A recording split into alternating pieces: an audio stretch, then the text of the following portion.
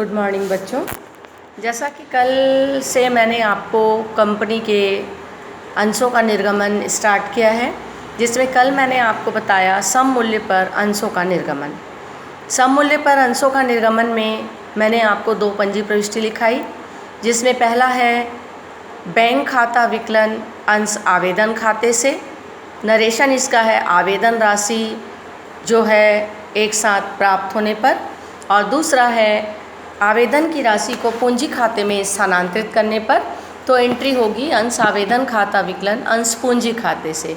जितनी भी आवेदन की राशि है उसको हमने पूंजी खाते में स्थानांतरित किया। तो ये जो मैं आपको समझाने जा रही हूँ वो अंशों का निर्गमन 2 प्रकार से होता है, जब संपूर्ण राशि एक साथ प्राप्त हो और जब राशि किस्तों में प्राप्त हो। तो मैं जो आपको पढ़ाने जा रही हूँ वो है जब संपूर्ण राशि एक साथ प्राप्त हो। ये है आपका एक प्रश्न। वाई लिमिटेड ने 10 रुपये वाले 15,000 समता अंश जनता को निर्गमित किया। संपूर्ण राशि प्राप्त हो गई, एक साथ प्राप्त हो गई। वाई की पुस्तकों में जनरल प्रविष्टि कीजिए। अब जब हम इस प्रश्न को हल करेंगे तो सबसे पहले निर्गमित अंश 15,000 10 रुपये वाले, तो 15,000 गुणित 10 अर्थात 1.5 लाख। इसकी 2 पंजी बस करना है। पहला है बैंक खाता विकलन 1.5 लाख, समता अंश आवेदन खाते से 1.5 लाख। 10 रुपये नरेशन इसका है 10 रुपये वाले 15,000 अंशों पर आवेदन राशि एक साथ प्राप्त। अब इस आवेदन राशि को हम पूंजी खाते में स्थानांतरित करेंगे तो होगा अंश आवेदन खाता विकलन अंश पूंजी खाते से। आवेदन की राशि पूंजी खाते में स्थानांतरित करने पर और ग्रैंड टोटल आपका 3 लाख। इसी प्रकार से आप और भी इससे संबंधित सारे प्रश्न को हल कर सकते हैं। जैसा कि ये जीपीएच का चौथा प्रश्न, वाई लिमिटेड ने 15,000 12% पूर्वाधिकार अंश 10 रुपये वाले जनता को जारी किया। सारी राशि एक साथ प्राप्त हो गई। तो इसमें भी आपको पूर्वाधिकार अंशों में एक खासियत होती है कि इसमें पूर्वाधिकार अंशों में प्रतिशत जो है वो छपा रहता है, मतलब इसकी जो दर है वो निश्चित होती है। तो आपको 12% को कुछ भी नहीं करना है, आपको केवल देखना है कि यहाँ पर निर्गमित अंश कितने हैं 15,000 और 10 रुपये वाले, यानी इसमें भी आपका हो जाएगा 1.5 लाख रुपए।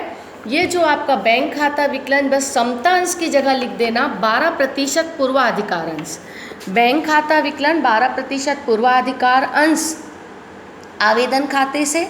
नरेशन होगा 10 रुपये वाले 12% पूर्वाधिकार अंश पर आवेदन राशि एक साथ प्राप्त होने पर, और दूसरा हो जाएगा अंश आवेदन खाता विकलन। इसमें भी 12% पूर्वाधिकार अंश आवेदन खाता विकलन 12% अंश पूर्वाधिकार अंश पूंजी खाते से। इस तरीके से ग्रैंड टोटल इसका आ जाएगा 3 लाख।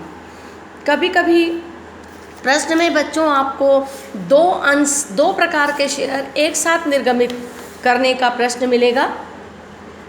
जैसे कि बोलेगा कि नायक प्रिंटर्स इंडिया लिमिटेड ने, जिसकी की अधिकृत पूंजी है 15 लाख, जो कि 10 रुपये वाले 1 लाख समता अंशों में विभक्त है, 10 रुपये वाले 1 लाख समता अंशों में विभक्त है, और 10 रुपये वाले 50,000 10% पूर्वाधिकार अंशों में विभक्त है।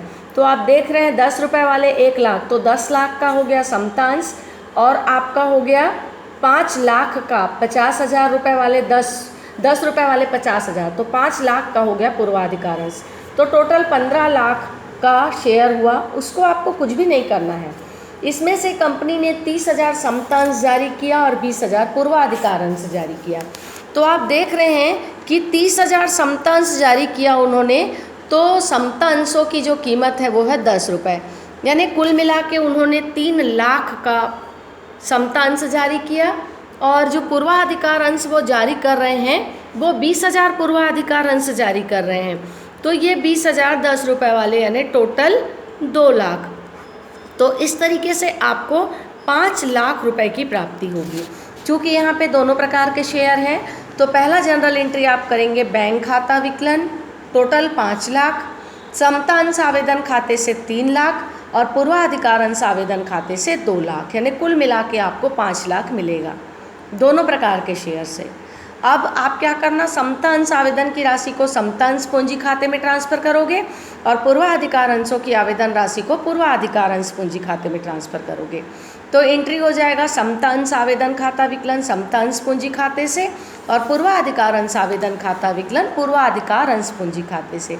तो इस तरीके से दो अलग अलग प्रकार के शेयर भी यदि हम जारी करते हैं तो उसकी एंट्री आपको जो है प्राप्त होने की एंट्री एक साथ करना है, लेकिन आप जब देय होने की एंट्री करेंगे तो वो अलग अलग एंट्री करेंगे। ठीक है, ये मैं लिख के भी दिखा रही हूँ। ये बैंक खाता विकलन टोटल 5 लाख रुपए मिलेगा, जिसमें समता अंश आवेदन से करके आ जाएगा आपका 3 लाख रुपए, और 12% पूर्वाधिकार अंश आवेदन से करके मिल जाएगा 2 लाख रुपए।